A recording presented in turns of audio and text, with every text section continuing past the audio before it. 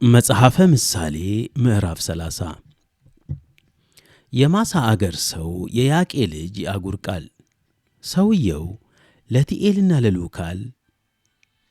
ለኡካል እንደዚህ ይናገራል። እኔ በእውነት ከሰው ሁሉ ይልቅ ደንቆሮ ነኝ፣ የሰውም ማስተዋል የለብኝም። ጥበብንም አልተማርሁም፣ ቅዱሱንም አላወቅኩትም። ወደ ሰማይ የወጣ የወረደስ ማን ነው? ነፋስንስ በእጁ የጨበጠ ማን ነው? ውሃንስ በልብሱ የቋጠረ ማን ነው? የምድርን ዳርቻ ሁሉ ያጸና ማን ነው?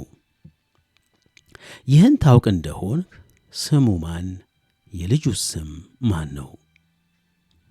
የእግዚአብሔር ቃል ሁሉ ተፈትናለች፣ እርሱ ለሚታመኑት ጋሻ ነው። እንዳይዘልፍህ ሐሰተኛም እንዳትሆን በቃሉ አንዳች አትጨምር። ሁለት ነገርን ከአንተ እሻለሁ፣ ሳልሞትም አትከልክለኝ። ከንቱነትንና ሐሰተኛነትን ከእኔ አርቃቸው። ድህነትንና ባለጠግነትን አትስጠኝ፣ ነገር ግን የሚያስፈልገኝን እንጀራ ስጠኝ። እንዳልጠግብ እንዳልክድህም እግዚአብሔርስ ማን ነው እንዳልል፣ ድሃም እንዳልሆን እንዳልሰርቅም፣ በአምላኬ ስም በሐሰት እንዳልምል። እንዳይሰድብህ በደለኛም እንዳትሆን ባሪያን በጌታው ፊት አትማ። አባቱን የሚረግም እናቱንም የማይባርክ ትውልድ አለ። ለራሱ ንጹሕ የሆነ የሚመስለው ከርኩሰቱ ያልጠራ ትውልድ አለ። ከፍ ከፍ ያሉ ዓይኖች ያሉት ሽፋሽፍቶቹም ወደ ላይ የሚያዩ ትውልድ አለ። ድሆችን ከምድር ላይ ችግረኞችንም ከሰው መካከል ያጠፋና ይጨርስ ዘንድ ጥርሶቹ ሰይፍ መንጋጎቹም ካራ የሆኑ ትውልድ አለ። አልቅት ስጠን ስጠን የሚሉ ሁለት ሴት ልጆች አሉት። ሦስቱ የማይጠግቡ አራቱም በቃን የማይሉ ናቸው። እነርሱም ሲኦልና የማትወልድ ማኅፀን፣ ውሃ የማትጠግብ ምድርና በቃኝ የማትል እሳት ናቸው።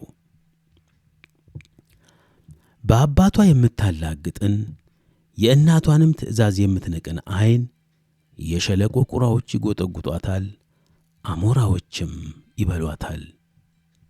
ሦስት ነገር ይገርመኛል፣ አራተኛውንም ከቶ አላስተውለውም። እነርሱም የንስር መንገድ በሰማይ፣ የእባብ መንገድ በድንጋይ ላይ፣ የመርከብ መንገድ በባሕር ላይ፣ የሰውም መንገድ ከቆንጆ ጋር ናቸው። እንዲሁ በልታ አፏን የምታብስ አንዳች ክፉ ነገር አላደረግኩም የምትልም የአመንዝራ ሴት መንገድ ናት። በሦስት ነገር ምድር ትናወጣለች፣ አራተኛውንም ትሸከም ዘንድ አይቻላትም። ባሪያ በነገሠ ጊዜ፣ ሰነፍም እንጀራ በጠገበ ጊዜ፣ የተጠላች ሴት ባል ባገኘች ጊዜ፣ ሴት ባሪያም እመቤቷን በወረሰች ጊዜ። በምድር ላይ አራት ጥቃቅን ፍጥረቶች አሉ፣ እነርሱ ግን እጅግ ጠቢባን ናቸው። ገብረ ጉንዳን ኃይል የሌላቸው ሕዝቦች ናቸው፣ ነገር ግን በበጋ መኖአቸውን ይሰበስባሉ። ሽኮኮዎች ያልበረቱ ሕዝቦች ናቸው፣ ቤታቸውን ግን በቋጥኝ ድንጋይ ውስጥ ያደርጋሉ። አንበጣዎች ንጉሥ የላቸውም፣ ሁላቸውም ግን በመልካም ሥርዓት ይሄዳሉ። እንሽላሊት በእጅ ይያዛል፣ በነገሥታት ግቢ ግን ይኖራል። መልካም አረማመድን የሚራመዱ ሦስት ፍጥረቶች አሉ፣ አራተኛውም መልካም አካሄድን ይሄዳል። የአንበሳ ደቦል ከእንስሳ ሁሉ የሚበረታ የማይመለስ እንስሳንም የማይፈራ፣ በእንስቶች መካከል በድፍረት የሚራመድ አውራ ዶሮ፣ መንጋን የሚመራ አውራ ፍየል፣ በሕዝብ ፊት በግልጥ የሚናገር ንጉሥ።